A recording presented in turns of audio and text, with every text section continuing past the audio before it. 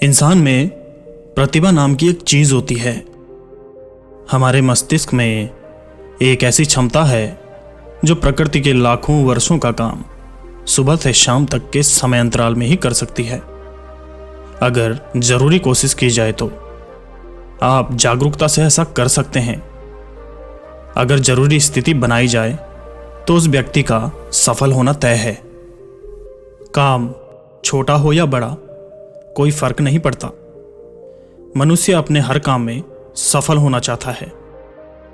जीवन में अनंत दरवाजे मौजूद हैं। अगर आप बहुत मेहनती हैं तो आप कुछ दरवाजे खोलेंगे। आप बुद्धिमान हैं तो आप कई दरवाजे खोलेंगे।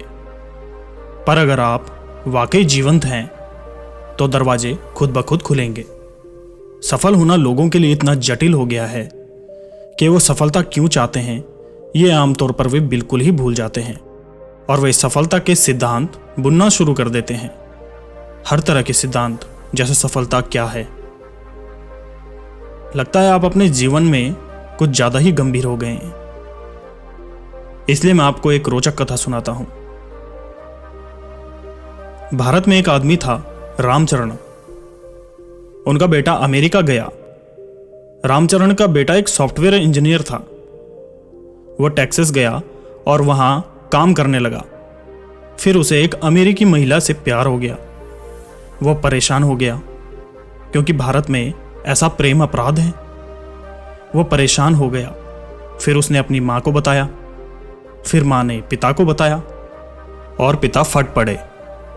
वो उन्हें समझाने के लिए घर गया, पर बात नहीं बनी, क्योंकि भारत में अगर कोई शादी करना चाहे तो लोग उसके परिवार की 500 पुश्तें जांचते हैं। वे उस व्यक्ति के वंश की शुद्धता देखते हैं जिससे आपकी शादी होगी। तो अमेरिका की एक गोरी महिला, आप उससे कैसे शादी कर सकते हैं? हम उसका वंश नहीं जानते, वो कहां से आई है, उसका वंश क्या है, वगैरह वगैरह। तो वो समझ नहीं पाया और वापस चला गया और उसे फिर से प्यार हो गया और वो आगे बढ़ गया। तब रामचरण अपने बेटे को त्याग कर बोले, मेरा तुमसे कोई लेना देना नहीं है। फिर साल बीते, उनका एक बेटा हुआ और उसकी तब की तस्वीर थी जब वो पैदा हुआ था। और पत्नी रोजाना अपने छोटे बेटे की तस्वीर फेसबुक पर अपलोड किया करती थी। छोटा सा बच्चा बड़ा हो रहा था। रामचरण अपने बेटे को त्याग चुका था, लेकिन पोते की बात अलग होती है। धीरे धीरे 1-2 साल में उसे इस छोटे से बच्चे से प्रेम हो गया जिसे उसने देखा तक नहीं था। फिर लोग अमेरिका से उसके पास आने लगे और बोले, अरे आपने अपने पोते को नहीं देखा? ओह, आपको उसे जरूर देखना चाहिए। वो आपके जीवन का एक फल है। धीरे धीरे उसे इच्छा हुई। फिर उसने तय किया कि वो अपने बेटे का चेहरा नहीं देखेगा, पर अमेरिका जाकर सिर्फ पोते को देखेगा और उस गोरी औरत को तो बिल्कुल भी नहीं देखेगा। फिर वो अमेरिका गया और उसे 7 साल का एक ऊर्जावान युवा लड़का मिला और वो एक फार्म में रह रहे थे और वो बच्चा यहां वहां कुछ ना कुछ करता रहता था। उसे इस छोटे साथी से गहरा प्रेम हो गया। फिर एक दिन वो लड़का बोला, दादाजी आओ, मैं आपको तीरंदाजी दिखाता हूं। और वो उस लड़के के साथ फार्म में गया और वहां उसने 8 लक्ष्य देखे। वो सभी तीर बिल्कुल निशाने पर लगे थे। रामचरण ने ये देखकर सोचा, अरे ये मेरा पोता है। उसे भारत के सभी महान तीरंदाज याद आने लगे, अर्जुन और एकलव्य, और उसे भविष्य दिखा। ओलंपिक स्वर्ण पदक आसमान से गिर रहे थे। फिर उसने लड़के से पूछा, तुमने कहां से तीर चलाया? लड़का बोला, 20 गज से। 20 गज की दूरी से तुमने सभी तीर निशाने पर मारे हैं?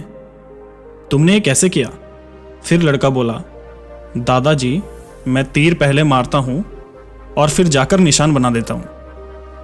तो सफलता से जुड़े ये सिद्धांत रुकावट बन सकते हैं और मैंने ऐसे लोगों को देखा है जो सफलता पा चुके हैं, पर उनका जीवन उनके सफलता के सिद्धांत में फिट नहीं हो रहा और वो ढांचा टूट रहा है। फिर उन्हें लगता है कि कुछ गलत है। कुछ गलत नहीं है, वे सब बेहतर हो रहे हैं। स्थितियां उन्हें आगे बढ़ा रही है, पर उनके सिद्धांत टूट रहे हैं, तो वो अपनी सफलता से दुखी हैं। आपको कई लोग ऐसी चीजों से गुजरते हुए दिखाई देंगे। अगर सफलता की बात करें तो मुझे यकीन है कि आपके पास योजनाएं होंगी कि जीवन में सफल कैसे होना है। क्या मैं सही कह रहा हूं? क्या आपकी योजना है? योजना ठीक है, योजना अच्छी होने पर भी एक उलझन हो सकती है, क्योंकि आप जो जानते हैं उसी से योजना बनाते हैं। योजना किसी अनजान चीज पर आधारित नहीं होती। आपकी योजना यानी आज को बढ़ा चढ़ाकर कल की कल्पना करना। अभी आप यहाँ एक स्तर पर हैं।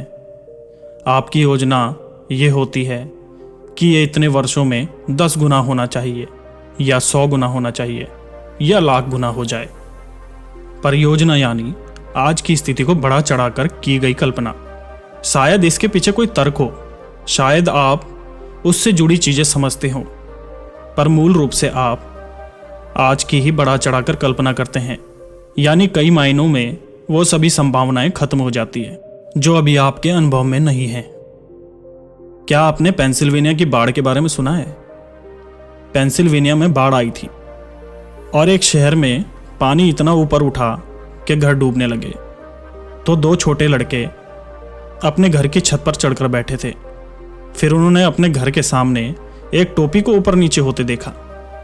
एक ने पूछा, वो टोपी ऊपर नीचे क्यों हो रही है? दूसरा बोला, चिंता मत करो, वो मेरे पिताजी हैं।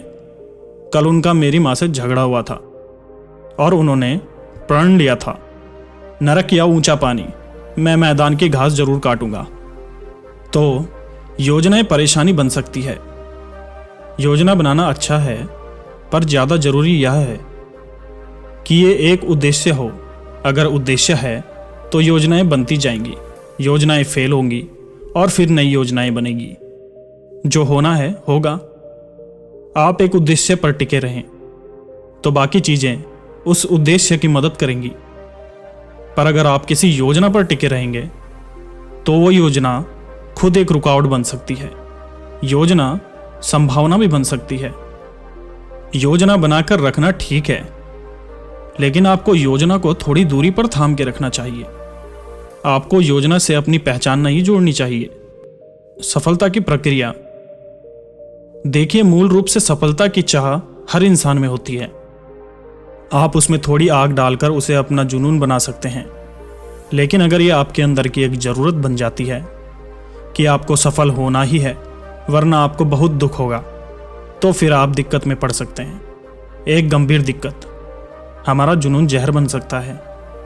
अगर हम जुनून के सफल ना होने पर नाराज होने लगे तो जहर बनने से मेरा मतलब है कि आज ये दिखाने के लिए काफ़ी मेडिकल और वैज्ञानिक सबूत हैं कि नाराज होने पर या आप कभी किसी चीज़ से गुस्सा होते हैं, चिड़चिड़े होते हैं, तो आज डॉक्टर चेक कर सकते हैं। हम आपका खून लेकर ये देख सकते हैं कि आप अपने सिस्टम में क्या जहर डाल रहे हैं। ये वो जहर हैं जो आप पीते हैं, पर दूसरे के मरने की उम्मीद करते हैं। जीवन ऐसे नहीं चलता। अगर आप जहर पिएंगे तो आप ही मरेंगे। यही प्रकृति का नियम है। मैं जहर पीकर उसे मारना चाहता हूं, ऐसा तो नहीं हो सकता ना। तो ऐसी संभावनाएं हमारी क्षमता को छीन लेती है। देखिए, इंसान में प्रतिभा नाम की एक चीज होती है। हर एक इंसान में होती है। वो उसे जीवन में कभी ना कभी जरूर छूता है, पर प्रश्न यह है कि आप उसे कितनी बार छूते हैं। यही प्रश्न है। आप अपने जीवन में एक बार चमकें, यह काफी नहीं है। आपको हर एक पल चमकते रहना चाहिए। प्रतिभा क्या होती है, इसे समझने के लिए कई तरीके हैं, पर सबसे आसान तरीका यह है कि हम हमेशा तार्किक विचारों को ही बुद्धि मानते हैं। तार्किक विचार शायद अगले 25 वर्षों में बेकार हो जाएगा, क्योंकि तब शायद आपका कंप्यूटर हर तरह के तार्किक विचार पैदा करने में काबिल हो सकता है, आपसे कहीं बेहतर और कहीं ज़्यादा तेज। तो प्रतिभा को छूना यानी अपने अंदर मौजूद अपनी बुद्धि का दूसरा आयाम छूना। उदाहरण के लिए, मैं आपसे पूछता हूं कि आपने दोपहर में क्या खाया या रात में क्या खाया? क्या आपने कोई चिकन बर्गर खाया? अगर हां, तो देखिए आपने मुर्गी खाई। दोपहर होते होते वो मुर्गी एक इंसान के रूप में बदल गई है। अगर आप चार्ल्स डार्विन से पूछते हैं कि एक मुर्गी इंसान बनने में कितना समय लेती है, तो वो लाखों वर्षों की बात करते हैं। यहां आप आज दोपहर में ही मुर्गी को इंसान में बदल रहे हैं। तो यहां एक बुद्धि और क्षमता है जो प्रकृति में लाखों वर्षों के काम को बस दोपहर में ही कर सकती है। बस ये है कि ये बुद्धि अचेतन स्थिति में है। अगर कोशिश की जाए तो आप हर अचेतन प्रक्रिया को एक जागरूक प्रक्रिया में बदल सकते हैं। जागरूकता में अगर इस बुद्धि की एक बूंद भी आपको मिल जाए तो अचानक जीवन एक जादू की तरह चमक उठेगा। जो काम मुश्किल से करते हैं वो आपके लिए आसान हो जाएगा। अब जब मैं बुद्धि कह रहा हूं तो आप ये सोच रहे होंगे जो आपके सिर में है। अगर मैं आपसे पूछूं कि बुद्धि कहाँ है, तो आप अपने दिमाग की तरफ ही इशारा करके बताएंगे, है ना?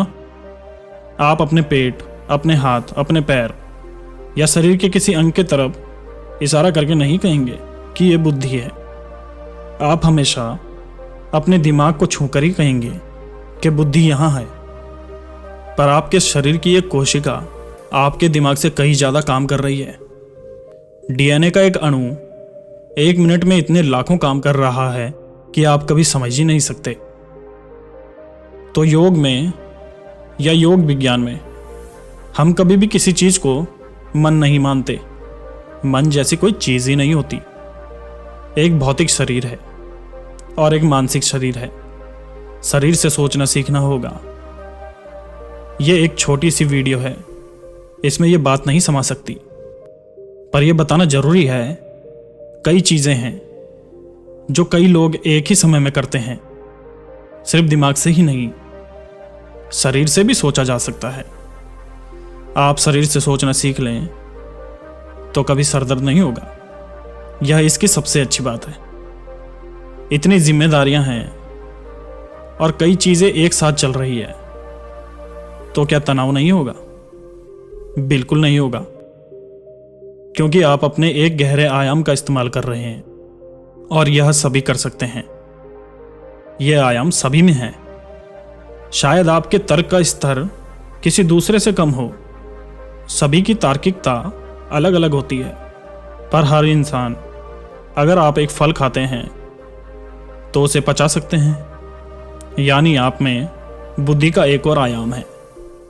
अगर कोई व्यक्ति ऐसी स्थिति बनाए कि सिस्टम के अंदर जो भी है वो आपके लिए उपलब्ध हो, तो ऐसे व्यक्ति का सफल होना तय है। किसी प्लान को लेकर कमिटमेंट या प्रतिबद्धता ना रखें। अपने प्लान को परिस्थितियों के हिसाब से विकसित करें और अपने जुनून को जीवन में जहर ना घोलने दें।